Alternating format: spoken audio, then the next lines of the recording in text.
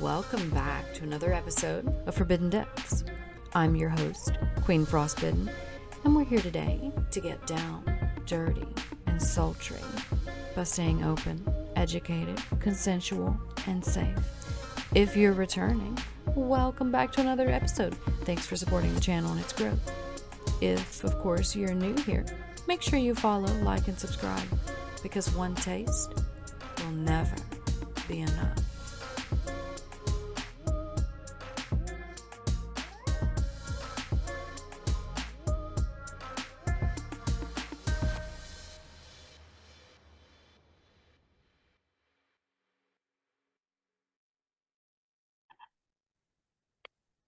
Awesome. So thank you so much for coming back to another episode of Forbidden Depths. Today we have an amazing guest, and I'm going to let him introduce himself.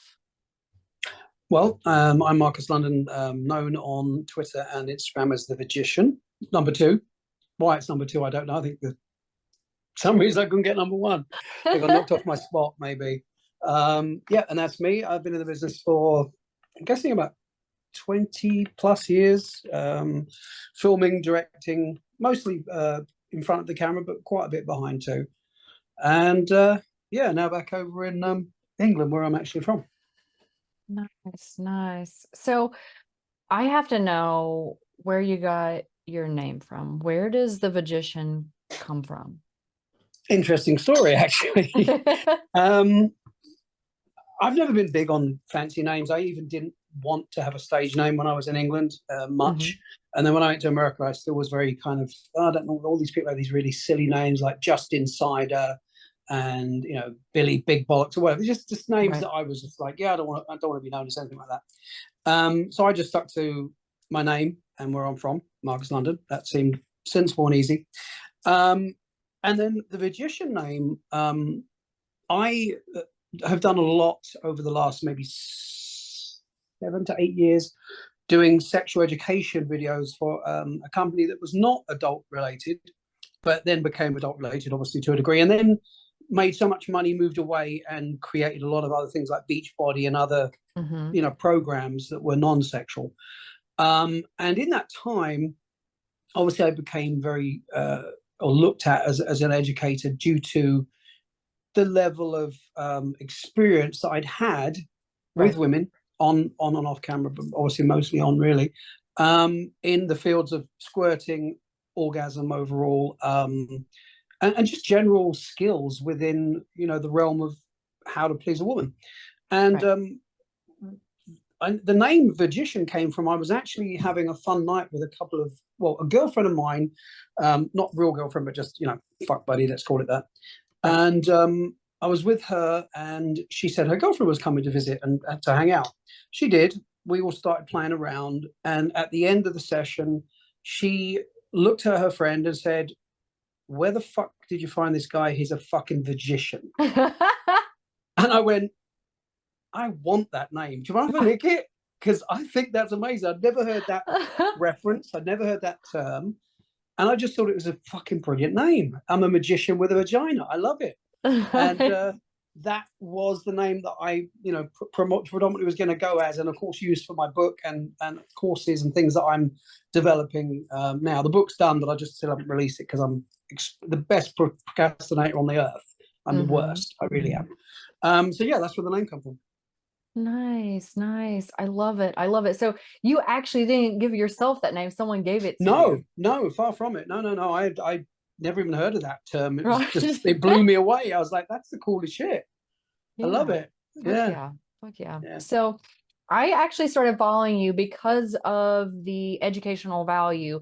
I had seen something, the company that you were talking about, I'd seen something that you had did an interview and you had been talking about pleasure and kind of just diving into where it comes from and everything. And I was like, yeah, that's fucking amazing, because I'm huge on education myself. And there are so many people, it's crazy how many people don't even know where like the clit and stuff is. Like it's crazy. And it's one of those, I guess, kind of taboo kind of things. Like, I feel like a lot of people expect males, as soon as they start to hit puberty, to know where everything is and how to do everything. So, exactly. it's, to me, it's one of those things. It's like, how the fuck is somebody supposed to know that if they can't ask about it? Exactly. Exactly. You know, the interesting thing about what you're saying and where this all comes from, the educational side of things, a lot of people think people watch porn purely for sexual gratification, but it's actually probably only about, in my opinion, about 40% of that. The other percentage is actually trying to figure out, what are they doing? What can I Right. learn from that? Which is Yes. also a bad thing, because they're getting taught a lot of bad shit as well. So, you know, it's Yeah. like being taught how to drive by someone who's been banned because they keep crashing. You know, so it's Yeah. not really a great idea, but you know, I understand that. But one of the things I kind of put in the book and mentioned many times is, everything we do in life, and I mean everything, we train for. Mm-hmm. Most jobs we train for. To drive, we train for. You know, when we go to school, we even train how to deal with people, and how, how to get on with people in class. It's Mm-hmm. all, repetitive training. It's knowledge. It's reading. It's writing. Blah, blah. We Right. don't train for sex in Yes. any sense of the word. There is no.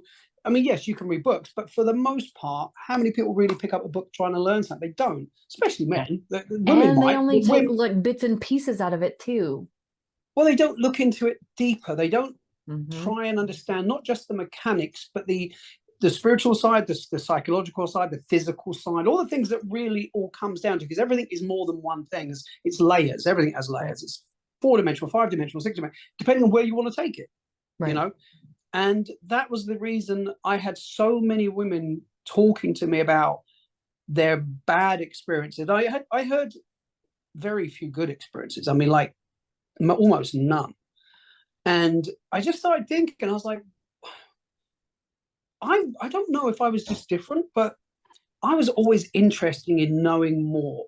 Right. Like, I guess it's like, you get these geniuses that they'll pick up something and they want to tear it apart and understand how it all works, and then build Yes. it, to put it back together, but maybe put it back together better. Right. And I think I had that, not in a mechanical sense, because I'm shit at things like that, but once it was, in a sexual sense, I want to be really good at that, but I need to know why that does that, and how that Right. works, and why that person likes that, and why do I like that, more than anything else, why do I want that sort of thing? Right. Which means you have to learn about yourself a little bit, what's making me tick. If I don't know Mm-hmm. what makes me tick, how can I find out what makes other people tick? Right. So it just made me kind of go down a little bit of a rabbit hole and think, how can I be really, really, really good? I was going to make a quote from from Zoolander. Really, really, really good looking. Really, really, really good at this. And the only way to do it was to understand what I was doing, and Yes. why I was doing it, and what was working on the other person, the other individual. And that primarily was what made me start writing a book about it, because I was like, I've read books on, well, let's say sex therapists and all Mm-hmm. these kind of people. But then I was like, well, how much sex have these sex therapists actually had? How much is this Yes. doctor? How much sex does this doctor have? Like, if you can't build an engine from the ground up and take it apart, you shouldn't be fucking touching my car. Yeah. You shouldn't be writing a book about it. Oh, I went to school and I learned it on paper. Well, yeah, but you didn't put it into practice. That means Yes. fuck all. So I felt that, yeah, you may be a sex therapist, you may have done 50 diplomas, you may have done fucking 6 years of school, but how many women have you made come over and over and over again over 20 years? So I just felt I was in a better position to give people real practical working knowledge Right. of what worked for me. Yes, it may not work for everyone. Obviously, we're all different. Right. But I must have a better handle on it than 90% of the men on the planet, because I've done it in such a way so consistently, over and over and over and over and over again. Right. And I've listened, and I've tried to learn from what people have told me, what women have told me, if I've done it wrong, I've done it right. And yes, everyone is a little different. Every woman likes something a little bit different, but Mm-hmm. predominantly, most of these things are basically the same, with a Right. few tweaks. Right. Like, people Fine talk about, tuning. yeah, well, look at the Kama Sutra. People say, oh yeah, there's 57 positions in the Kama Sutra. I went, no, there's 4, but there's 50. There's like 24, 20, 21, 18, 20 variations of Right. each position. The missionary, you twist it, you turn it, you bend it, you flip it, and now that's 7 more positions for the missionary. And so there's only really 4, at most 5 positions, but you're just making tweaks in those positions and Right. calling it the rabbit or the hedgehog or the fuck whatever. You know, Right. you can't reinvent the wheel. All you can do is maybe just learn a little bit more about what makes that wheel go round. Yeah, for sure. For You know? sure. And I think one of the biggest problems I've seen inside of and outside of the industry is that people are afraid to ask questions. Like you're Mm-hmm. automatically assumed to have all of this fucking talent and have all this fucking knowledge, even like as an amateur. And that's not realistic. No. Like you were talking about, it took 20 years for the knowledge that you have and to be able to confidently share that with other people. And Mm-hmm. I feel like so many people are expected to know that starting out. Like I'm gonna ask all the questions because I want all the knowledge. I want the real knowledge, Mm-hmm. not the like assumption or the Yeah. fucking opinion. Like I want the actual factual information. Yeah. Because at the end of the day, I don't want to be teaching somebody else something that's wrong. I want what I Yeah. have, what I teach others to have substance so that Yeah. they Be can use it. practical, be Yeah. usable, be learnable, and et cetera, of course. Yeah, for sure. Totally agree. And that was my point as well. At the end of the day, I don't know everything, but what I know is as much as you need to know Mm, by far. I don't know what else I could possibly, maybe more on the spiritual and the psychological side. Maybe that's important too. And that's where I should be going more, towards, because my hands-on knowledge is, in my opinion, as good as it gets. right. And you never stop learning. I mean, I remember a girl on set one day. It was the craziest thing. She liked, I think it was at the back of her knee, made her like, if I was playing with the back of her knee, it made a cut. And I was like, that is the most bizarrest fucking thing. And Yeah. then if you Yeah. look at someone, for instance, like Mickey Blue, who's been, I've known Mickey. He used to stay at my house back in England before I even moved to the UK. And he has a very unusual method of having an orgasm where he rubs his stomach. He Mm-hmm. kind of digs his nails into his stomach. It must be a sensation thing. Right. I used to film him for Penthouse when I was directing, and I was like, Mickey, could you like not do that? It looks fucking weird on camera. It's kind of hard to, like, you're doing this, and I'm looking at the girl, but all I'm looking at is your hand on your stomach going fucking circles to the dozen. I'm like, what the Yeah. fuck is this? It was off-putting, Yeah. but that's his thing. Right. Everyone has a thing, like most men. If you watch most men, well, it may be different seeing it on camera because it's different when you're physically there, whether I'm filming it as a producer, director, And or whether looking I'm at there the doing it angle and myself. stuff. You notice a man will tense his legs and go up on his toes and tense all his muscles as he's trying to come. And I do it too. Right. And I've never quite understand why. And I was told if I can do that to make myself come without doing all the tensing, it's a big orgasm. I've not actually tried it or even achieved it because I'm so used to my way. Right. Yeah. And you get comfort. You feel comfortable doing things the way you know how to do them. Right. But that relaxation, or again, I don't know why I need to spend more time trying to do that, but it feels alien to me. So yeah, we're so different, just knowing what makes you tick, knowing what pushes your buttons, knowing what things you can think about will get you over the edge. It's a learning thing for everyone, really. And yes, it's just important to know those things about yourself if you want to please other people too. Yes, for sure. And being able to communicate that with other people, not be like expect them to read your mind for one, or them to expect you to read theirs. It's one of those things, whenever you're working with someone, you should communicate, like over communicate, so that it's a good environment for everyone, right? Yes, 100%, 100%. Whether you do that before or in the middle of, between, eye contact. Normally I can read most women, not all, but most. I can kind of grasp when they're close, when they're not close. Some I can't. It just, everyone has their, I just can't get a read, and I think you've all been there where you've been with someone and you're like, I can't tell where's this person's at. Whereas normally it's 99% is easy, and then you at 1% you're like, I'm clueless here. I don't know if I'm fumbling around in the dark. Yeah, for sure. And that's another one of those things where don't think that communicating is off-putting. In fact, it can help the situation so that it's enjoyable for everyone, right? Oh, definitely. I mean, what people don't get, and I wrote this in the book as well. I wrote one part of the chapter is talk her into orgasm. Mm-hmm.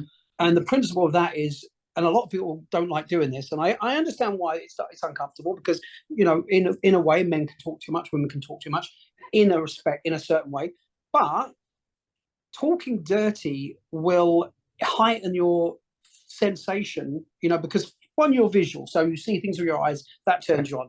Then you hear things, then you smell things, and all these things are just additives. They're just little levels that push you up and up and up to the point of bang, you come.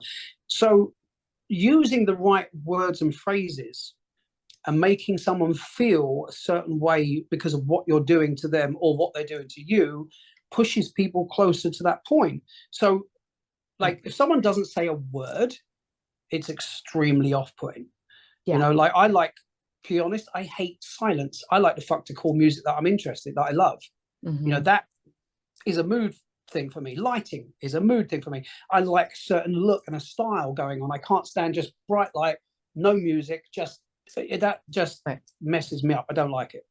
I like dark lights, candles, colored lights flashing, you know, just whatever, laser, whatever. And it's a nice deep house, EDM, you know, chill beats, whatever. Mm-hmm. It puts me in that mind frame to just go and go and go and go. Right. So your surroundings is very, very important. And then if you tie in the right words, the right scents, the right clothes, the right positions, the right techniques, then you get some magical shit. Mm-hmm. Yes, and it can be explosive for both parties. It's not like a Oh one-sided no. thing. Like the compatibility, the Mm-hmm. communication, and the chemistry, that's going to make the scene, right? Oh, without doubt, without doubt. And the only problem I found doing scenes, and I'm pretty sure you would have seen this just by watching most porn, maybe not as bad as it seems to have changed a little bit lately. I don't know if I don't watch a lot of it these days, but everyone started trying to sound the same. Mm-hmm. Girls wise, they say the same stuff, and they sound a little bit almost identical to someone else. I think because a lot of people try and mimic others, people they've watched, and that's just be you. Just Right. feel what you feel and express what you feel from that. Don't, oh well, that girl, she says all these things and she makes lots of noise. She never stops talking and she keeps telling him. It's like that's a formula. Right. And the same as positions in scenes, what I found as well was most porn scenes will literally start with BJ, pussy licking, and then we'll go straight into cowgirl, reverse, missionary, doggy, come. And, you know, you could put on most company scenes, you could more or less count them off like Right. literally like a list Like a where they checklist, did it, yeah. you know, and sometimes it's like, no, it goes from BJ or it goes straight into sex, straight down to her going down on her, then into BJ, then it's something else, then back to heavy petting for an hour, then some squirting and fingering. It's like, keep everyone guessing. Like, you don't Right. want it to just, I know what's happening next. It's like a Yeah. bad movie, which you've seen the story 1,000 times. Yeah.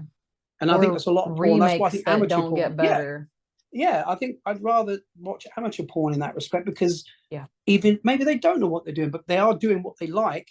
Mm-hmm. That's for sure, because they're not really giving a fuck about the filming, because Right. this is about enjoying it. So now that becomes a more real scenario. Yeah. So, you know, I think that's why a lot of the, you know, the amateur stuff, even the OnlyFans stuff, is going to be a little bit better than mainstream porn, because mainstream porn is predictable. Yeah. Yeah. I You know. completely agree with that. So I would need to know, what was your inspiration for getting into sex work? What made you be drawn to it in the first place? Um, I don't know if I was actually ever drawn to it as such. I was a male stripper for 10 years. Oh, I didn't Um, know that. yeah, I was a dancer. I danced in nightclubs, Mm-hmm. podium dancing, and then I did some nude calendar work, some nude magazine work, and then I was obviously a male stripper for in a nightclub for a while. I Mm-hmm. kind of moonlighted with Dream Boys for a little bit, which is the kind of the Chippendales equivalent in England type of Mm-hmm. thing, but never went on tour. But I was practicing with them to go on tour. Hmm. And then I did stripograms. I used to go around people's places, bars, restaurants, whatever, show up, do a strip for 20 minutes, whatever. Um, and I did that for 10 or 12 years. Hmm. And then in between that, started doing some, like I said, magazine layouts. And then the odd porn scene here and there, like one or two a month, nothing major. Right. I kind of fell into it. I didn't look for it. I Okay. wasn't aiming that way. Um, when I came to the States, I actually came from my girlfriend who I was with at the time, Mackenzie Lee, because she'd had a contract in England for English Playboy. Hmm. Night Calls in America, Playboy in America wanted her to come out and do the Night Calls show New Year's Eve, so I came out with her, and of course we stayed because AVN was on, weeks later. Right. We went to AVN. She got approached by Wicked Pictures for a contract, and Jenna Jameson offered her a contract, and I kind of ended up tagging along and staying, and then started Hmm. working for all these companies. My main thing was to produce and kind of liaise between American and English businesses and Right. try and be like a middleman for things. But I ended up being in front of the camera, and so I kind of fell into it. I didn't really, Hmm. wasn't a plan to become a porn star at all, Okay. ever. Right. Yeah, Okay. it was not my plan. So whenever, of course, you did the production work, kind of what Mhm. does that look like in comparison to being a performer? Um, so if you're talking about producing a film, whether it be, Hmm. let's say for instance for Wicked Pictures, I would go into the office, talk to Joy King at the time, who was basically the CEO or the girl that ran, Wicked as such. Steve Orenstein was the owner. She kind of was the head that ran everything, and it would be me pitching a script, me writing the script, them approving the script, them giving me a budget of 35, 40,000, me going away, picking the cast, getting the cast approved through them. And then they would give me 33% of the money. I would then arrange the date of the shoots. Obviously, give everyone have a table read. Sometimes, depending Right. on the level of the quality of the movie and how intense it was and how difficult the script might be. Choose my locations, get my wardrobe sorted, have a wardrobe person obviously running all the wardrobe for me, obviously arrange the lighting crews and all that, and then pick a date to shoot the entire 2 or 3 day movie, whatever it's going to be.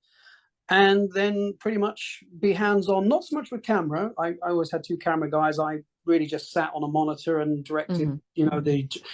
my thing, I was never directing sex. I don't see how I can sit in a chair and direct someone how to fuck. That to me is dumb. Right. I can tell them what I want to see or what I Hmm. expect, the type of scene this is going to be. All right, this is a bit more aggressive. You are her, she is you. This is what you're feeling between each other. You don't like her, she loves you. You're going to grudge fuck her. Blah blah blah. 3 positions. Give me this. Right. Go. My main concern was directing dialogue Hmm. and how that was supposed to come across, and the level of acting and how I wanted to see them pull that acting off. I was more interested in that side of things for me. Right. Um, I couldn't, I always hired the best performers. So I don't need to direct their sex. They're good at their job. That's the whole Right. point. That's why they're on my movie, because they're Tommy Gunn or they're Evan Stone or they're people that done 100,000 movies, whatever. They've done a lot of Right. films, so they don't need my input. All that they need to know is this is your character. This is what I'd like to see. Go do it, Yeah. and that's it. And all my job, really, if anything, is to capture those shots via the 2 cameramen and making sure they're catching what I want to see. Yeah. Push in, move back, give me a wide, give me a close up, blah, blah, blah. And that really is all, well, producing and directing in a nutshell, really. Right. So whenever you are communicating to your cameraman, if they need to get like a different angle or they need to do something, Mhm. what were one of those things that you did to kind of communicate with them without being like, I guess, too invasive for the scene? Unfortunately, I always thought this, and my I never did this, and this was my idea from the minute I started directing, was I wanted an earpiece Hmm. in each of my cameramen's ears, and I wanted to have a little thing that say "take it to the left," Right. because I would be in another room sometimes with my monitor, so Right. I'm not there they're not going to hear me breathing, not going to hear me Yeah. talking, whatever. Yeah. And I could say, go into left, push in on number one, camera two, going. I never did that because no one gave a shit. They just speak over the scene. Push in, Barry, go in, you pull it wide. That to me was very intrusive. I didn't care as a performer. I'm Right. too busy with a girl. I don't care what they're saying. I'm listening, and I will do what I hear I need to do without making it obvious that I've heard them. I will just move into that position in 15 seconds after they've said it. That's the trick. A lot of people stop and go, what did you say? But like, oh, for fuck's sake, you're not meant to fucking acknowledge me. You're just hearing me and do what I want. It was a problem many times, but I only used the best, so I never really got that. But it always seems stupid how, because I used to edit some of these films, and I'm like, I've now got a cut because my voice is in the fucking thing, and I never liked the way it was done, but lucky enough, what we'd always do, as I said, we'd have two cameras. As soon as I spoke on this one, we would cut to that. But most of the Wicked movies, we had a soundtrack over it. So apart from them moaning, we had music to cover that.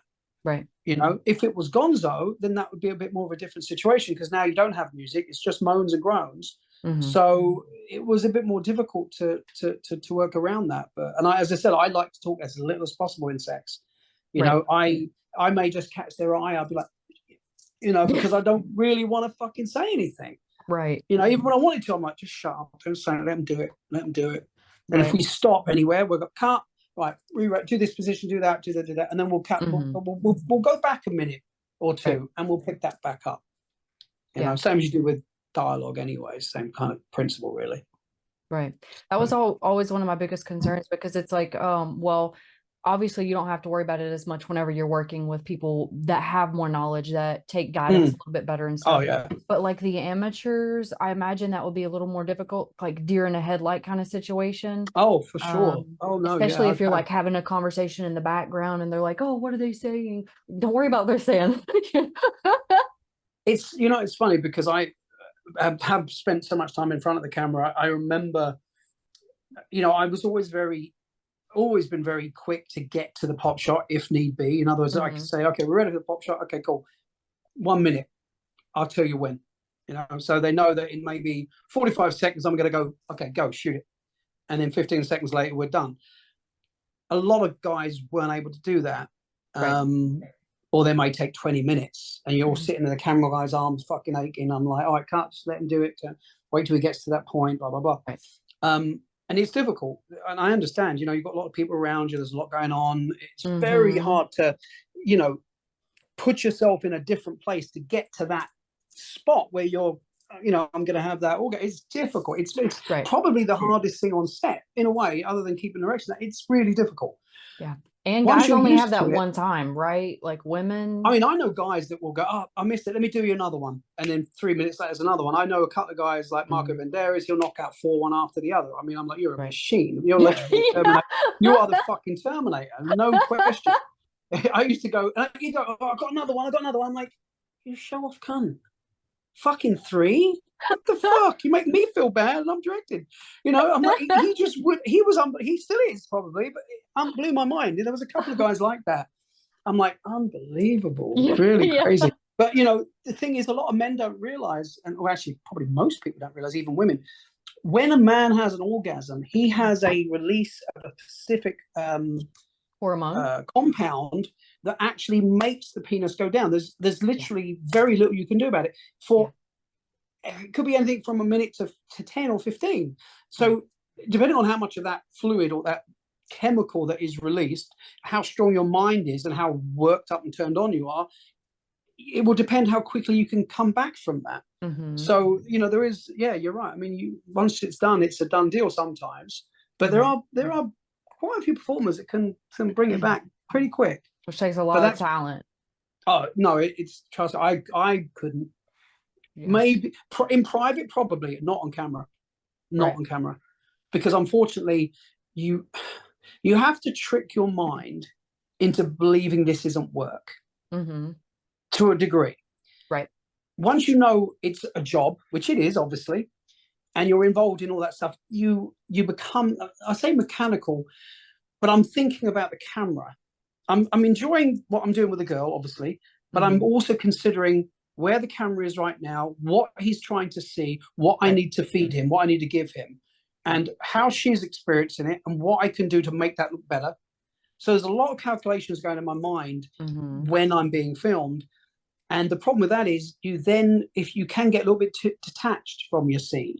So you have to kind of get that perfect kind of blend between being very into the scene, but also being very aware of what's going on around you. So you cannot block certain shots or man blanket the girl because you're getting too interested in it or you enjoyed it too much.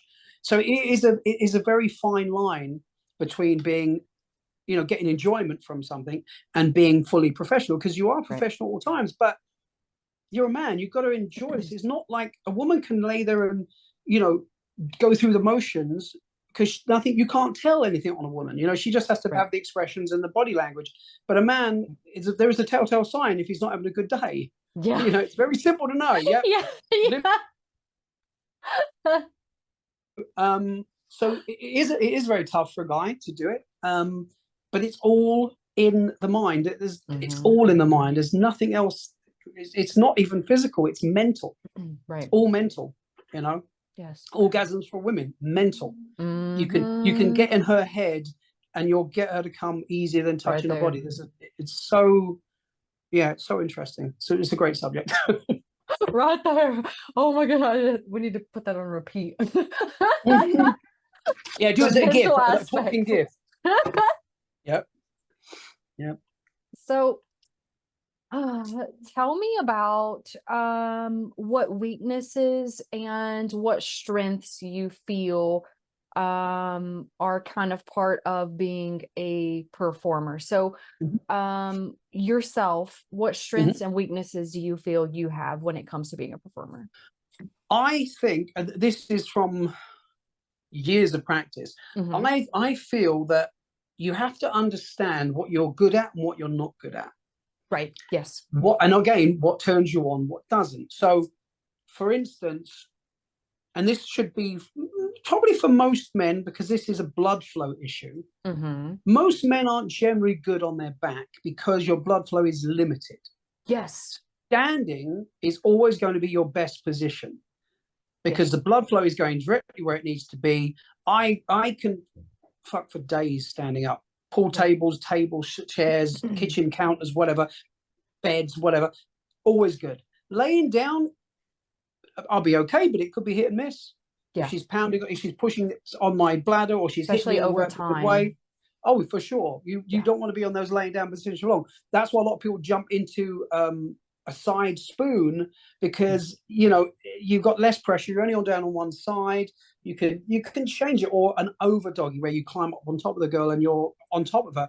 Again, it's like a doggy. Now you're upright to a degree. So it's really knowing what you're good at, and then I think it's like being a boxer. You know that this is my right hook. This is the one that's going to do the damage. I've got to use this the most. I'm weak on this side. I've got to make sure I bring him this way. It's the same thing for performing. You've got to know your strengths and weaknesses to be able to produce a good scene. And same as a female, you could be like, well, yeah, I can fucking pussy for like half an hour, but I can fuck for days in anal. So that's my strength. I'm going to be an anal performer, because I can take that all day. It's knowing what you're good at and how you can use that to benefit you in your career and your body naturally. So I've noticed that with amateurs, there's this common like misconception for like lube, like, oh, you're not supposed to use lube. Like there's no shame in using lube. I don't know why some people think that. No, like, I think, I get it. And it's funny because when I think about, say, private sex, say, for instance, with a girlfriend or my girlfriend, or, anyone's, that's in a private scenario, it's a very different situation when you're on your own, doing what you want to do with no time constraint, with no lighting, with no preordained order of things. A woman's going to be wet because she's she's interested. Right. Girls that do this job, they're going to work to do a job. And yes, they're going to enjoy it. Sure, a little bit, hopefully a lot, but you can't be sure of that. They're not going to be wet if they've been shooting for 4 days straight. Yeah. It's just not going to happen. Yeah. And I know girls that were wet fucking dripping one day, and then 7 months later they're like, I can't get what to save my fucking life. Yeah. Because they're already over the excitement of it has now passed. Yeah. It has now become a job. It's like when you go, so I guess you could say it's like going on holiday once a year, and then suddenly you go every month to the same place. You might as well work there now. You've been there every fucking month for the, you know what I mean? It's, you've lost that excitement. And unfortunately, yeah, we can have a good time and we can make it look good, but there is a level of excitement that dwindles, it goes away, and then it becomes, I won't say monotonous, but same old, same old. Yeah. Especially if you're doing And like the scripts like we were talking about. It's the same oh thing all God, the time. it's, I mean, in a lot of ways, I liked the scripts for me because it made me, I could play a different role and I could become someone else and she was someone else. So I could get into the throes of we're not who we are. Right. And you start believing your character a little bit and you get into it more. So I found that more, I found that more interesting and easier than walking into a gonzo scene, start naked, saying, "Suck my dick." Yeah. I'm like, this don't work. This isn't normal. This isn't how it works. You don't do this in real life. You know, so now I can't believe myself. Right. Now I know this is fake. You know what I mean? So that's why I never really did much of the gonzo stuff. It wasn't for me. Right. It wasn't. I was more interested in the dialogue. The sex was fun. Don't get me wrong. I loved that. Right. But I really loved having days where all I had to do was act. Yeah. Just 14 hours of script and acting and dressing up and fight sequences or whatever. Right. That was great. Yeah. Tomorrow I'll have sex. Great. You know, that's all it is, a sex day. Yeah. But I really enjoyed the acting days. Really, really enjoyed the acting days. Yeah. And for long term, you have to be passionate about it. If you don't have passion, it grows weary, you grow tired, you get disinterested, and it becomes worse over time. You could even hate it. So I know plenty of people that hate it. They may not say it, but you can see it. Right. You can see it. And it shows in your performance too. Like some people are really good and they can get off and you can't even tell. But there's some people that you can kind of tell they're not enjoying. You can see they look spaced out, like they're not even there. They're not there. Yeah. Body language is everything. Yeah. You know, and as I said, I think that's why I always developed a certain thing with certain girls and not so much with others, because they were genuine and these ones weren't. Yeah, you know, like chemistry. they love sex for real, and these ones, not so much. Right. And I don't want to be doing something with someone that doesn't want to do it. Why would I bother? That's not, yes, I know it's work, but you know, you want your employee that comes to work to enjoy the job and be nice to everyone and have a good day, or someone that's going to be moody, grumpy, and hate me and then just can't wait to leave. Yeah. Who do you want to work with? I know who I'd choose. Hands down, the person that wants to be there, because exactly, it's going to end up a better scene. You both are going to end up in a better mental space, which means you both perform better. And that's kind of what I look at. Like, is it going to look good on camera? How's it going to sound on camera? Are the people working together good? Because if they work together good, it's going to be better all around. Oh, 100%. I mean, I always like to look at it as imagine two fucking dogs, and they're like barking at each other and they can't wait to fucking just attack each other, like, oh, I'm gonna get you. And as soon as they fucking let them go, they go, oh, right? That is a great scene. Not where they're just walking in slowly. Okay, well, I guess we're gonna do this. Do you want to bend over? Okay. You know what I mean? You want it where they're literally you have to pull them apart before we even start shooting. They're like, would you two stop? Would you fucking wait a minute? We'll save it for the scene. Save it for the fucking scene. But you know it's going to be good because they, you know, and that's the kind of people I want. Two people where the girl's like, you know, it's like, go to your corner, you go to your corner. Well, when the bell comes, well, you can come to the middle and meet for the first time, you know. So yeah, I remember being on set with Manuel and Caden before they got together, Caden Cross, and we were there shooting our bits, and they're all over each other. Their scenes next, and they're fucking already on it. I'm like, I guess these two are going to be together because they can't leave each other alone, you know, and they're still together. So there you go. So the point is, that's what you want in a scene. Yeah, for sure, because that's better for the company. It's better for the actors. Sure.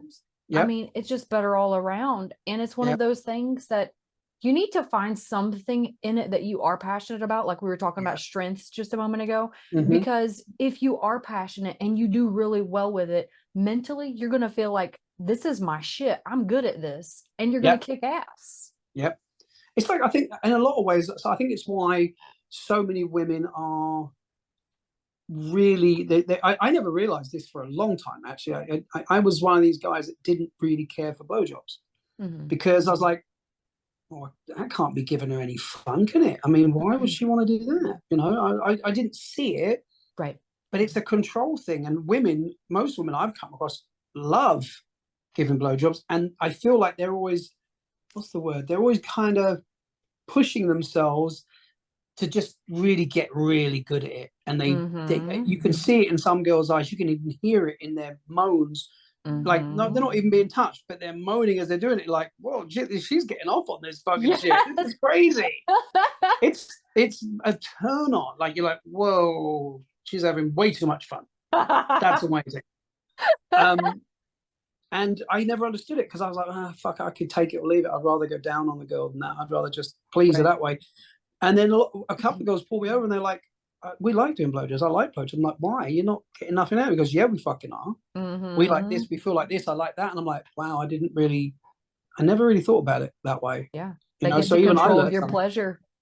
Yeah, no, exactly. Because they know that what they're doing is doing that to you. Yes. And the trick of being, you know, a performer in many ways is enjoying what you're seeing on your opposite partner's face and what they're doing and what you're, so that really is like I guess it's like my personal adrenaline. You know, it drives me to last longer and do more because what I'm getting back, I'm getting, the feedback, should I say, that I'm getting from her is pushing me harder. Whereas if she said nothing, it did nothing, I'll be done in 5 minutes. I'll be like, oh, come over this. Don't want this. Boring. You know? And that's what's important in a scene. And there's a lot of performers I know that, you know, when they get together, it's pretty fucking, sparks are flying and things are good. And, you know, that you can tell that these people have a little bit of magic together when they're put in the right situation together. Right. And that's what makes for great scenes, you know. But as I said, it became hard to find that. There's only a few really, in my opinion, that still have that magic. You know, the new breed that's coming out these days, in my opinion, like, again, I've not been on set with a lot of them recently in the last 2 or 3 years, but I wasn't seeing that in the way, you know, like there's a thin line between just wanting to fuck someone and wanting to fuck someone but produce a good quality scene. Right. You know, because the ones that just want to fuck, that's great, but they're erratic and they're not thinking about the camera and what's required. And that's good to a degree, but you have to remember it's still being filmed. And you've got to be able to see things. And if you're moving every fucking 2 seconds, well, that camera guy's literally going all over the trying to keep fucking still. What am I going to get here? Right. Yeah. So here's a thin line between being a good performer and a good on-camera lover, if that makes sense. You want to be both as best as possible. You know, you got to please the girl, but you got to please your cameraman, you got to please your director. Right. You know, there's a lot going on. Yeah, so it's a lot of fucking work. That's what he's saying. It's a lot of fucking work. No, anybody that doesn't know. No, people think it's a fucking fun ride. And yeah, don't get me wrong, of course you have a good time. It's much better than working at the bank, obviously. Obviously.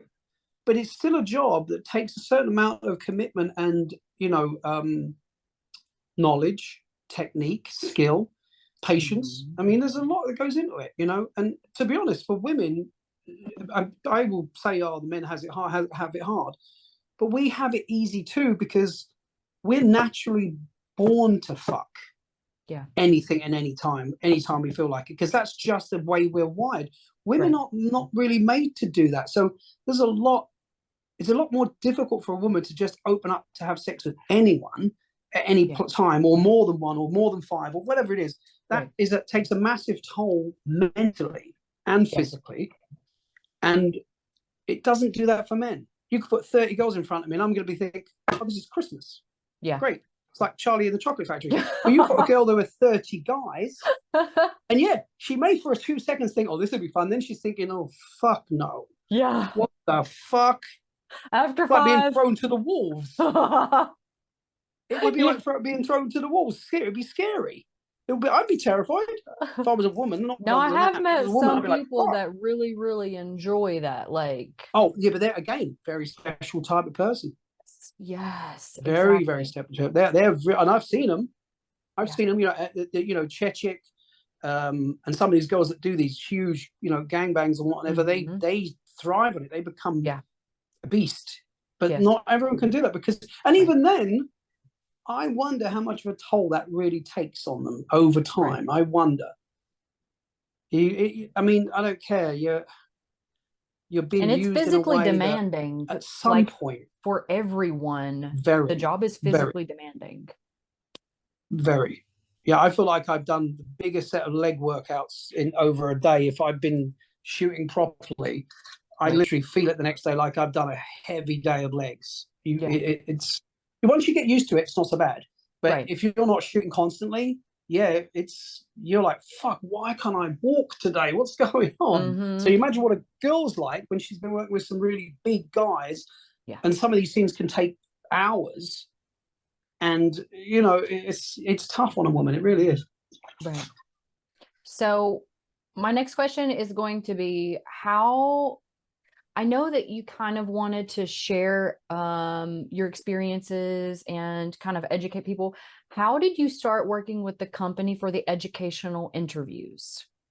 So there was two companies over the course of me doing in my career. There was originally Two Girls Teach Sex, Hmm. which was Shauna Lene was their main girl in the very beginning before they brought me on. Josh Golder was the original guy that set it up with his partner from New York, and they did really well. And then now there is, I think they used to be affiliates for Josh and his company, Okay. and they knew them. So when Josh and all that kind of got rid of the company and just basically deleted all the drives and went into massive mainstream productions because they made a fortune from what I did. Um, this other guy started it back up on Hmm. his own kind of style and terms, which is We Teach Sex, Right. which is the other stuff. And I did quite a bit with them, not as much as I did with Josh, but quite a bit of stuff with them. And originally, which is when I finished doing it with the first company, when I wrote the book, because I was like, I'm not giving this. These people are making a literal fortune out of my stuff, and I was getting paid well. Don't get me wrong, Right. but I should have been making 86,000 per 4 days of work. Right. That's the kind of money they were generating. 1.2 million they were making from one series. Right. So they make a lot of money.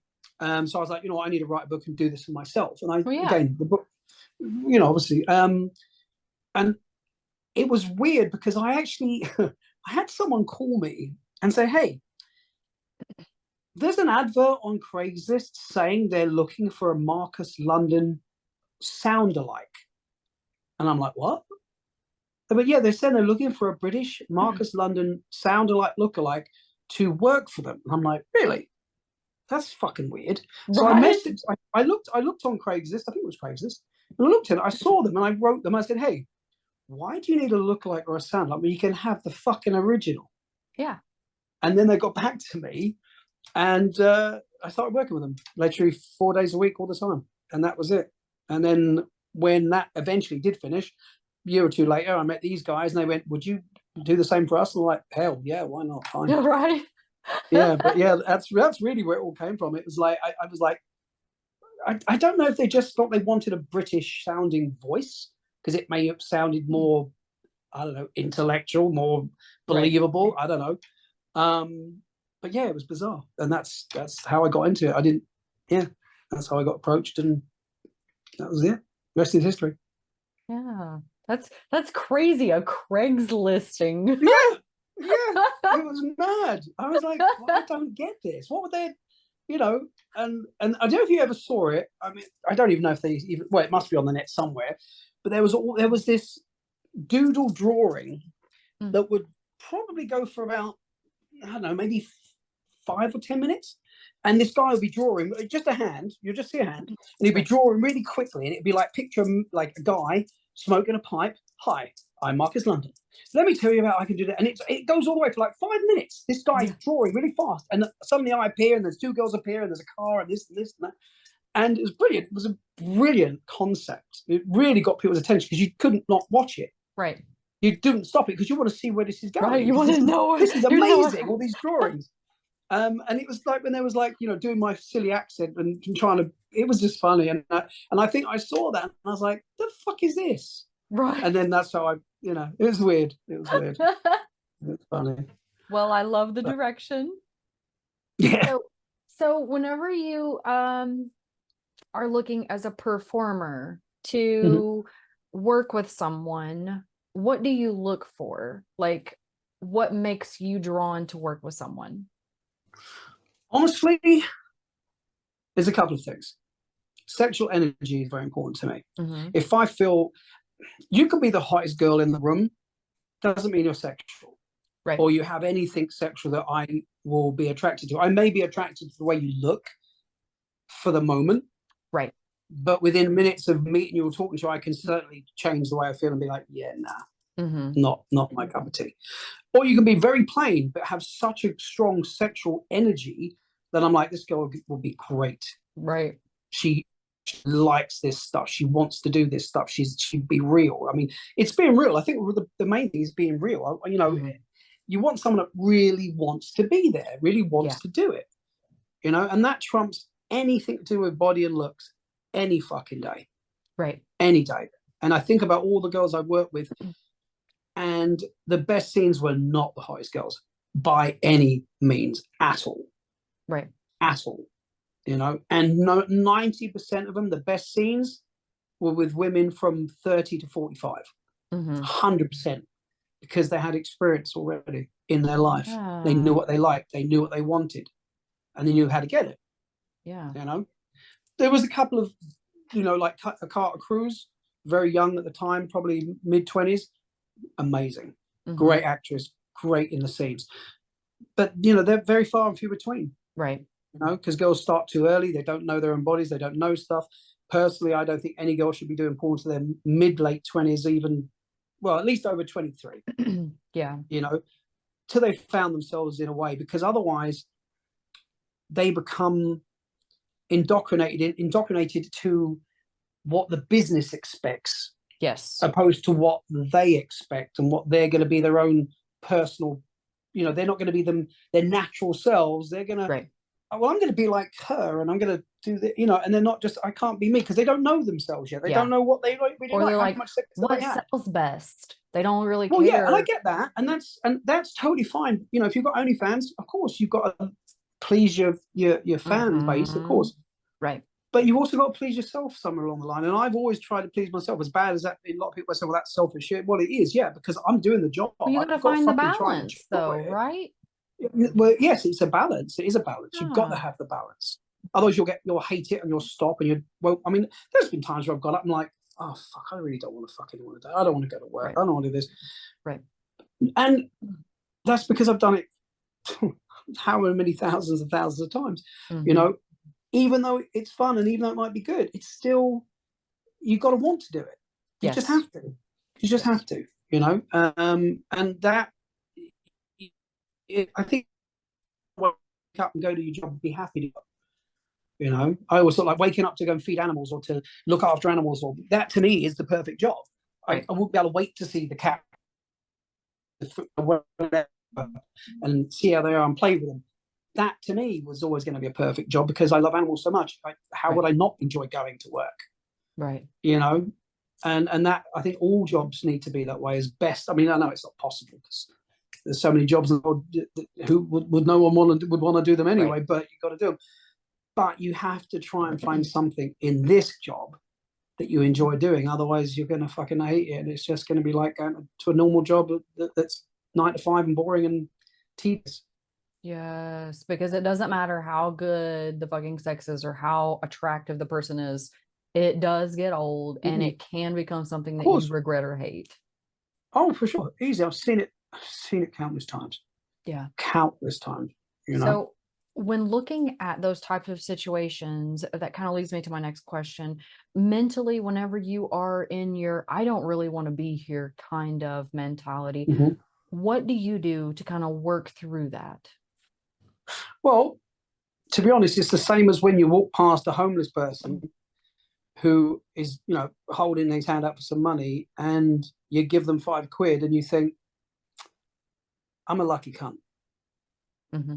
I've got a house, I've got a car, I've got a girlfriend, I've got a job, Right. I've got all these fucking material things that I don't fucking need that this person hasn't got. And you could have been bitching like a motherfucker all day about how shit your life is. And then you see that and you're like, I've got it good. Right. So when you get to set and you've been in the business 20 years and you've got this pretty girl, whatever, and all the company and the crew's there and having a giggle and having a laugh, and you think, yeah, all right, I've got to have sex with this girl and really I'm not in the mood for it. But fuck me, I could be in a bank talking to a load of twats that really give me shit about their bank account. I am so fucking lucky. Yeah. Realistically, I am lucky. If I want to walk away now and piss off home, I can, and no one can say fuck all, because I work for me. Yeah.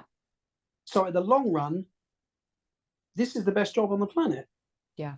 Because not only do I get paid to do something that most people wish they could be paid for, I get to mix with very talented people, crew, camera, sound, script writers, whatever, you know, and literally be the Hollywood of sex. You know, I mean, that's what we were. Not so much as now, but it was. Right. I was a Hollywood film star that fucked for a living. That's how I saw myself. Right. You know, and it was a great feeling. It was an amazing feeling. And then to finish work after 2 or 3 hours with $700-800 in your hand, and then drive to go and have some dinner with some friends, and then home, and then get ready for the next day. I mean, what wasn't to like? Right. Really, you know, different scenarios, different people, different scripts, different outfits, different mansions, different cars. I mean, it's being an actor, but you just happen to have sex as well. Right. Yeah. And you get to network for the future for potential. Well, yeah. I mean, you know, you do meet a lot of people. I mean, you know, once, to be honest, truthfully, I'm going on a beautiful $15 million boat yacht in Caribbean because I was a porn star, because of the people I met by being a porn star. And now they invite me all around the world on beautiful fucking events and trips. Yeah. Not because I worked in a fucking bank. Right. It's who I am that attracts them to me, and now we're friends, and that's it. That's the end of the story. And that can be said about a million other scenarios I've been involved in, whether it be Hollywood stars that I've catered for in movies, or done stuff and arranged things for them in their parties or whatever. It's who you know, and I wouldn't have known those people if I worked in a general store or in Best Buy or wherever. Right. You know, so it has its perks, it has its downfalls, obviously. You know, it can be hard on relationships, understandably, depending on how you deal with your job and how immersed you are. I was very immersed in my work. It was the be all. It meant everything to me, you know, because it was my identity. Yes. It was who I was. I became that name and I became that individual. And, you know, I didn't want to let it go. And I totally understand. I mean, I was talking to a close friend the other day who not long broken up with his stunning girlfriend, really cool chick. And he said the same thing. He goes, she said she liked my job, but then she made me feel bad for doing my job. And this is my job. This is what I did. This is what I am. This is what, and I'm like, you've got to be who you are. If that's what you like, if that's what you do, you can't sub that off and not be that person because it doesn't suit her. You try to bring in, it didn't work, then that's fine. I get it. You know, it's not for everyone, and it's hard if that person isn't on the same wavelength as you. Exactly. And no, it's not easy to be with someone that is having sex with lots of other people. Of course, it's not. I realize that, but when you're so close to it, like I've been, it's very hard to understand why. Right. Because to you, yeah, it's just sex and it's work. Yeah. Sex, work. It's what it is. Sex and work. It's a mix. It's a blend. You know, but I do understand every side of that angle and how it would be difficult. Totally understand it. It's just sometimes you get so swallowed up in what you've done most of your life, you can't really see other people's point of view. Well, you don't want to see it. Not really, you can't. You just don't want to see it.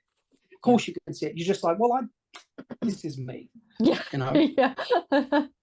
This is who I am, you know?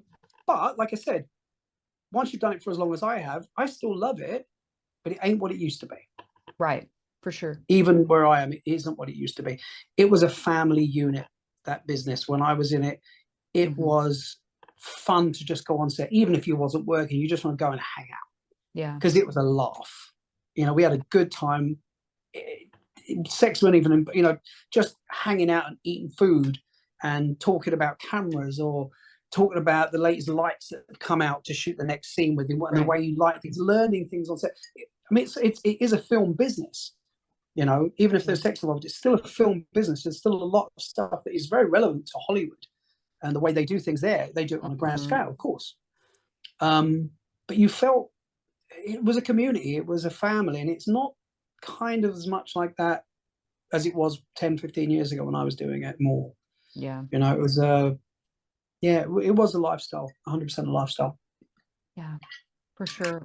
So tell me what sex work has taught you with all the experience that you have. What was the biggest thing that it's taught you?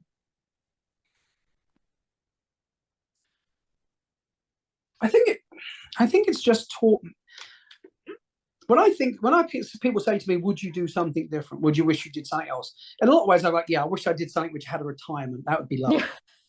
I would fucking love that. Yeah, I've done 30 years. Now I'm going to retire and do nothing and sit on a desert island with my 401k and my fucking 500 grand in the bank and my 10 grand a month paycheck. Yeah, I wish I had that.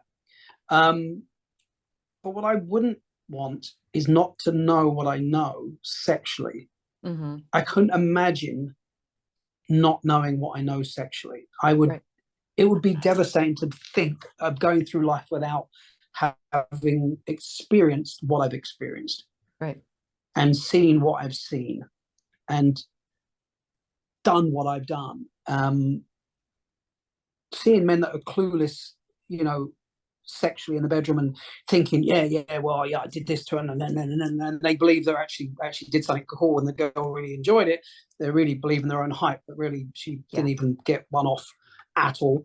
Yeah. I would hate to be that person. Right. I like being me, but that's only because of the experiences that I've had that has created that in me. So I feel sex work has given me that knowledge about myself and about other individuals and how to please people that I would be devastated if I didn't have. Right. And I see the world differently as well. I see the world for the bullshit that it is, and the way, I guess, corporate Europe, America is, and how organic sex work technically is, because it's so real, it's so truthful. It's, you want to call being an escort or whatever you want to call it, the oldest profession in the world, but it's also the most truthful profession in the world, because there's no airs and graces. There's no, oh, look, I'm a fake person. I mean, all right, there's fake boobs, there's fake lips, there's fake fucking filters. Right. But they never used to be really like that. But what I mean is, it's very true to its nature. You're paying for sex, or you're paying to have sex but to be in a movie. There is no pretense to anything. Right. It is what it is. It's what it is. It's what it is. And I think I like the fact that it is real.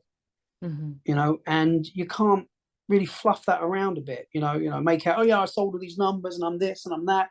Well, we're going to see what you are when you get in the scene next week. You either are, you're not. You can't hide it now. You can't fake that shit. You're like, yeah, you was good, or yeah, you was shit. There's no it's one thing or the other. Okay, man. Yeah, you did good for 3 minutes. No, you're not so good, really. But no, I feel sex work is, as I said, I have a lot of respect for all people that work in this kind of industry. Now, when I say that, I also don't mean it for everyone, because some people conduct themselves in a very, very terrible manner. Yes. And they think they're very full of themselves, like, oh, I'm this, I'm that. I'm like, yeah, you are fuck all. You're either just a dude that fucks girls because that's all he can do, or you're a girl that fucks guys because that's all you can do, because you ain't got the fucking brains to do anything else. Right. Or you know what you want, you're good at your job, you like your job, and you're going to be someone because you're actually taking this seriously. Yes. Passion and drive. I like a career woman. You can be a career woman in anything, but if you're a career woman in sex work, you're a hustler. You're a Yes. businesswoman. You're an athlete. You're all those things. Yes. You can't be one or the other. You have to be all those things. Because if you're not a businesswoman, you're going to fucking not make any money and you're going to be shit. And if you're not into the sex, you're going to be shit. Yeah. And, you know, all these things, you For damn have to be sure. all of it to succeed, really. You know, so it's a very, I think it's a very authentic job. Yeah. You know, you are what And you it's are. hard as hell. Yeah, of course it is. And you know what? Not being funny. I would say, how can I put it? OnlyFans and companies of that nature have made it better for the performer, without a shadow of doubt. Yeah, the It solo has, creators. because Yeah. we now can control our income to a degree. Right. We don't get ripped off to a degree. If you had a webmaster, Yeah. you got ripped off. 90% of people got ripped off. They never knew what they were getting, and they were lied to, and you know they had their content stolen. Blah blah blah blah. Mm-hmm. But now you can actually create your own brand and actually survive from it if you do it right. But the only side that turns that down a little bit for me is that now everyone is a porn star. Yes. And that has taken away, I feel, the professionalism of what made being a porn star, because you had to, it was like the mob. Mm-hmm. You either got in because you was brought in by a made man and you got introduced, and then you worked up the ranks to get in the big movies, and then you got in the bigger movies, and now you're at the #1 spot, and everyone look.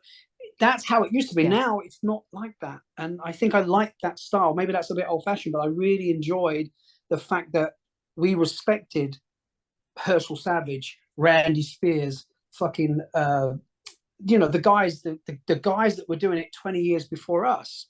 Right. They were like the fucking, and the women too, you know, Jenna Jameson, Tara Patrick, you know, all these top stars that were actually stars back then, you know. Right. And you appreciated that, wow, I'm part of this big cog, or this big working, you know, business.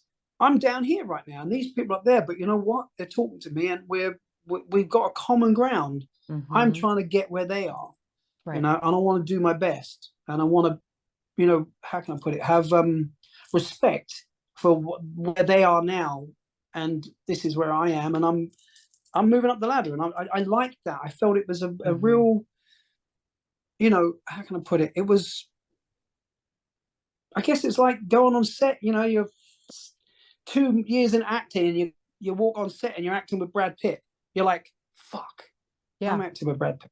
Right. This is fucking awesome. Right. I'm gonna do my fucking best because I want him to know that I'm for real. I'm really gonna try.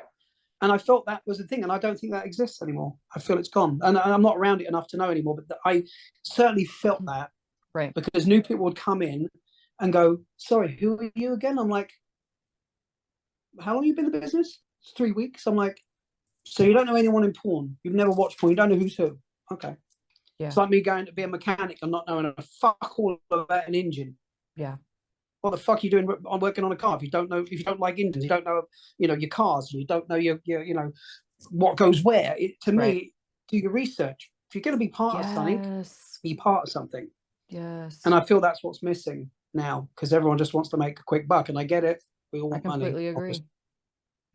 And so that's why I'm kind of, it messes up the saturation. It's like, it's so oversaturated, and people that don't really have any talent, and they're just there for the quick buck. And then it's like, it leaves a bad taste in people that have been working for years. Like, it leaves a bad taste in their mouth. Oh, 100%. I remember I was on a set, and we arrived, me and Tommy Gunn, we arrived on set. I think it was for Team Ski, and there was a girl sitting there. I can't remember her name, but if I did, I wouldn't say it because it was too bad, really. And she looked at her watch. We'd only just got there, so they'd only probably been there maybe an hour or so. They're probably filling out paperwork. And they went, "How long is this going to take again?" And I looked at the director and I went, "Oh fuck, we got one of these, have we? Fuck's sake!" And and he goes, "Well, probably about this and that, and maybe probably about 35 minutes, 40 minutes of sex." She went, "Why so long?" I'm like, "What? Why so fucking? I've done an orgy for 9 fucking hours. 35 minutes? Why so fucking long? Fuck off. Go home. You're going to get $1,000 and you're going to ask how long?" Bitch, you could work for a week and not get that, and you'll want to go, how long?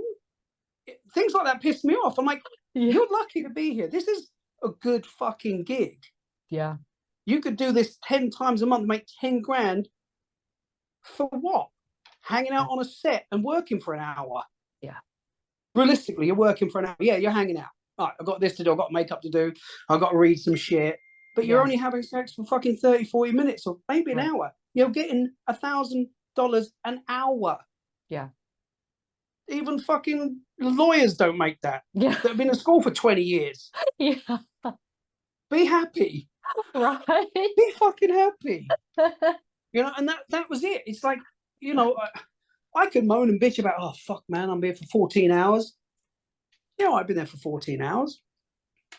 But I'm with great people and I'm having a good time and I'm doing nothing. I'm sitting down, I'm waiting to do my scene. Yeah, I'm getting tired of waiting around. Yeah, happens. Right. But then you have to start really looking at it. It could be that guy on the street collecting nickels, hoping, he's going to get fucking $5 today and get a Subway. Yeah. Yeah. You've got to really rationalize and go, you know what? This isn't as bad as it fucking seems. Right. And I think a lot of people are so used to instant gratification. They just want it like popped out real fucking quick. They're like, I got other shit to do. And I understand that. I've seen that. Oh my God, I've seen that so much. And it annoys the fuck out of me. Yeah.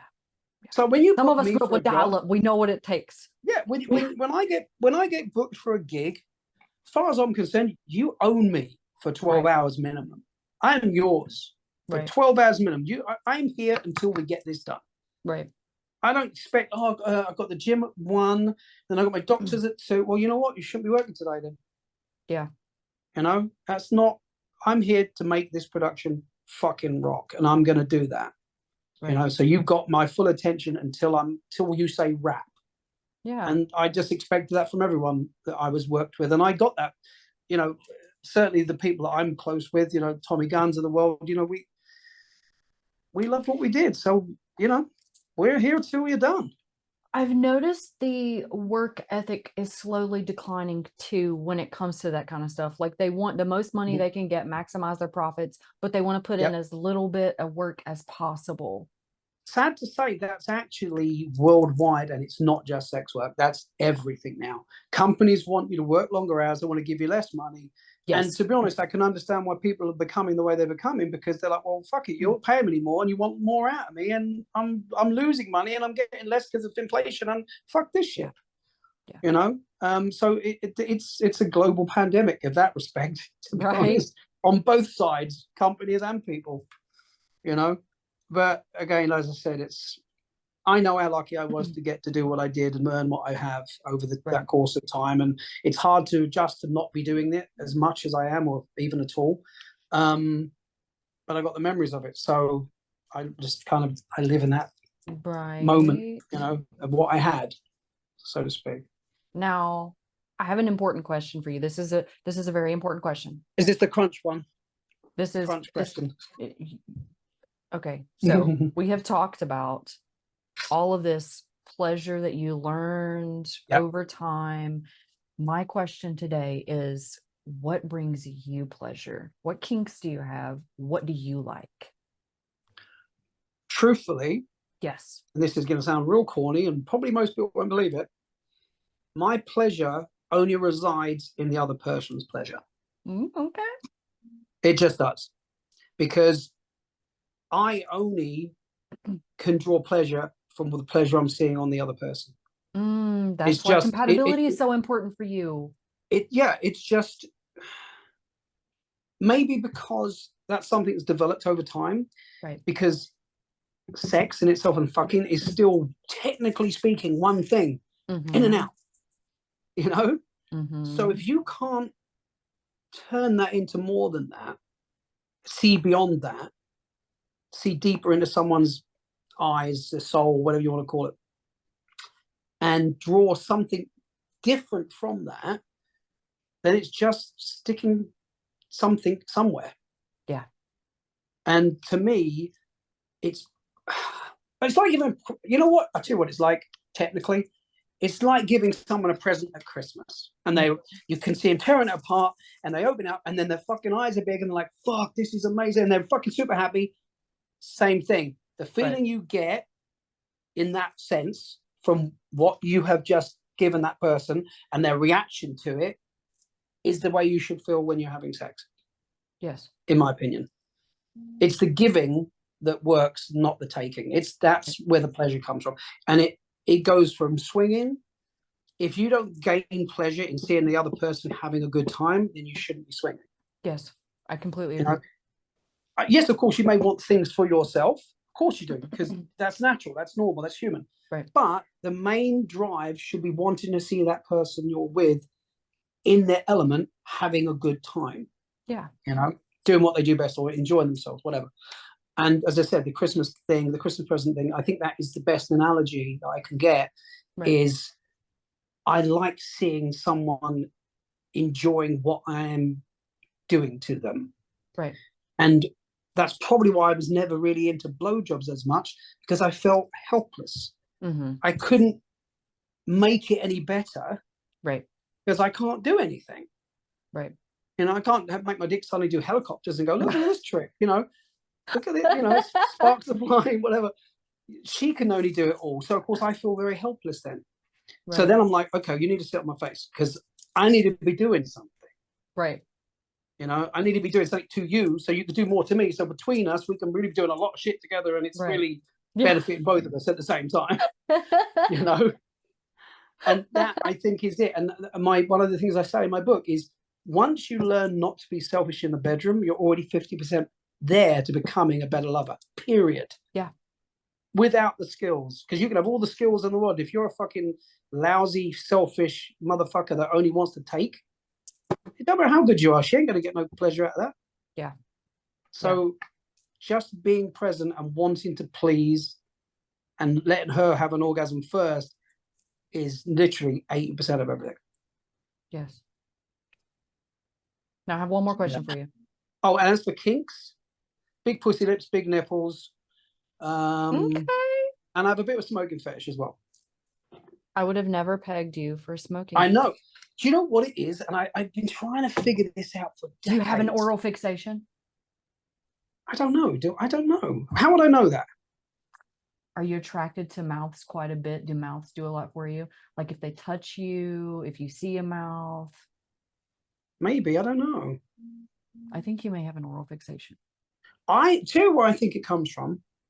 I was big into the old 50s black and white movies with these hot brunettes smoking. I watched so much of that, I think I was mentally damaged. And I just think seeing a woman smoke who looks classy and just elegant, fucking like on a pedestal, was elegant and sexy as fuck. And that's the only thing, because I'm not a smoker and I think it's a filthy habit, period. Right. But when it comes to that, yeah, I think that's what I don't know what else it could be. I really don't. Oh, my battery. Hold on, my battery's getting low. Let me grab. Where the fuck did I put it? 2 seconds. Okay. I just realized how low it was getting. But yeah, so other than that, I mean, I don't really think I have many other kinks. That's really they're the things that push my buttons and turn me on. Mm-hmm. They're the things that will literally keep me hard for days. Mm-hmm. When I have those kind of scenarios happening for me, I can't get enough of that. Right. It just works for me. But I'm still surprised about this smoking fetish. I would have never pegged you for smoking. Well, I think most people are about that. They're like, well, I've never been into that. It's just, but sexually, fucking, whether it be blowjob, it's just visually pleasing to my eye. I don't know why. It's weird, isn't it? It's not weird. A hot woman. It's not weird at all. It's hot. Listen, okay, I understand weird. I'm a pro dom. Listen, I have a thing. Okay. I have a giant oral fixation. So of course it has to be the right kind of mouth. I'm not attracted to all mouths, but the right mouth I can literally sit, look at, and enjoy so much that I will, like, my clit will literally start throbbing whenever mouths are involved. So if I tell you you have a nice mouth, trust me, you have a nice mouth. So do you ever say you got a pretty mouth? Is that one of your Yes, things? I do. Yes, but people don't real well now they do because they're listening to the Yeah. podcast. Oh, right.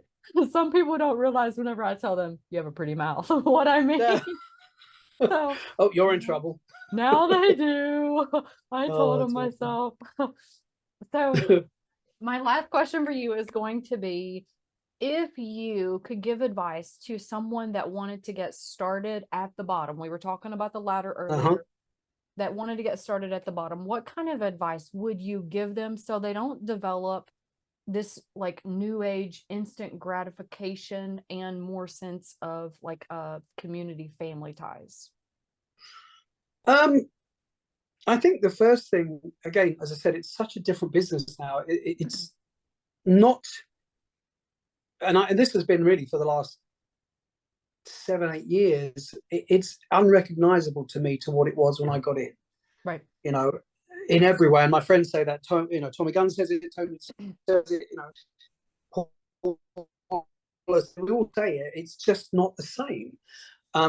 And part of that is because of Pornhub and the internet and the way everything's been thrown up online, and the business has just so drastically changed, and the type of people that it attracts, the stars that are no longer here, and the level of effort that went into the movies, the amount of money that went into a movie. I mean, it was not unheard of for a movie to be 300, 400, 500, $1 million. It wasn't unheard of at all. Right. Now you're lucky if you can get 20 grand to make a movie. It's tough. You got there's a lot out there.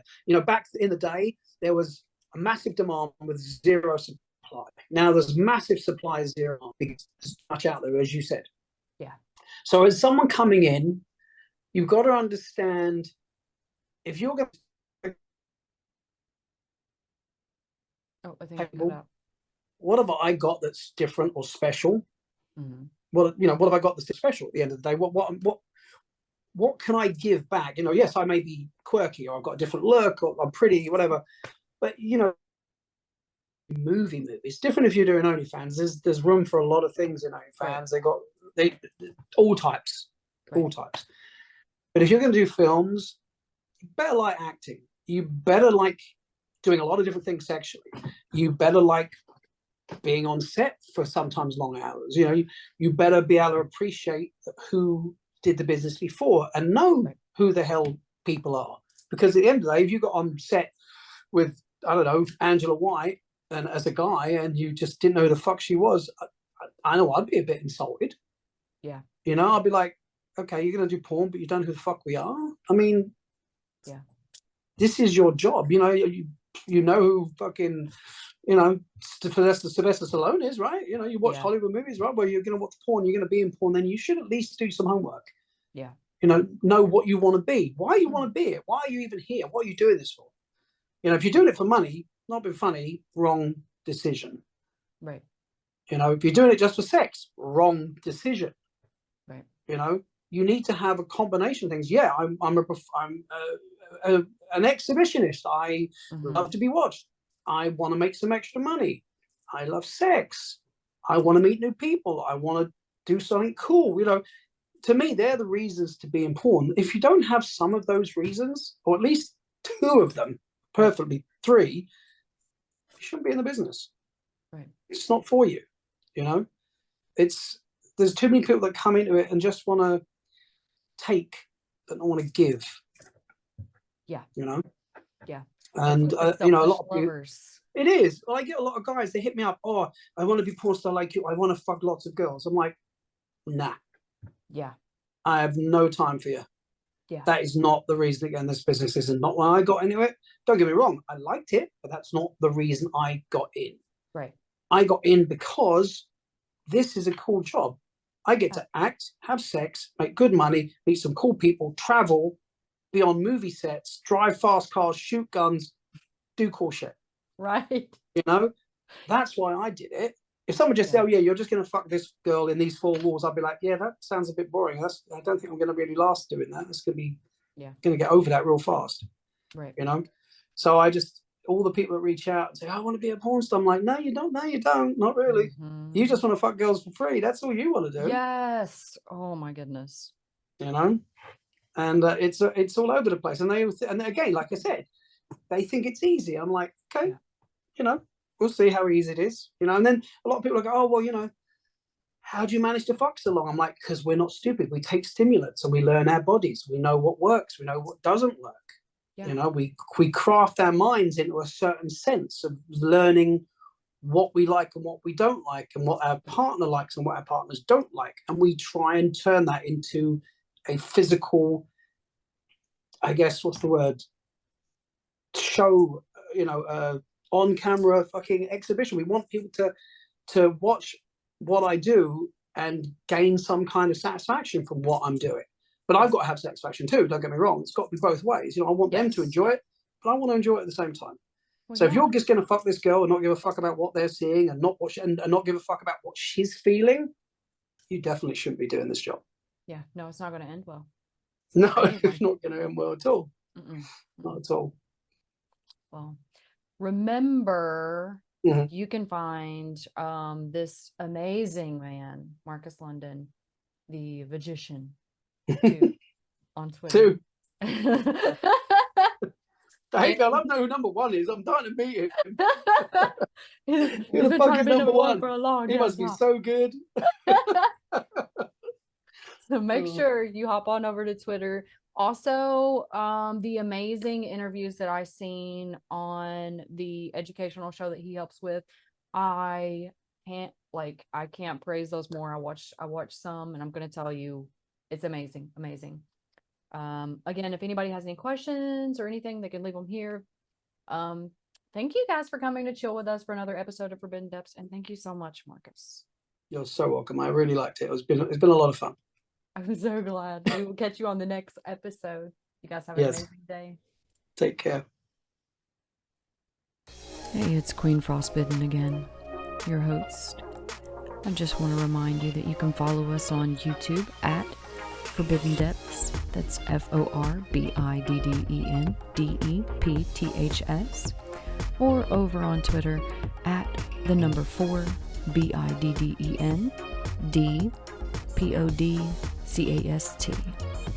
Remember to always stay educated, consensual, and safe.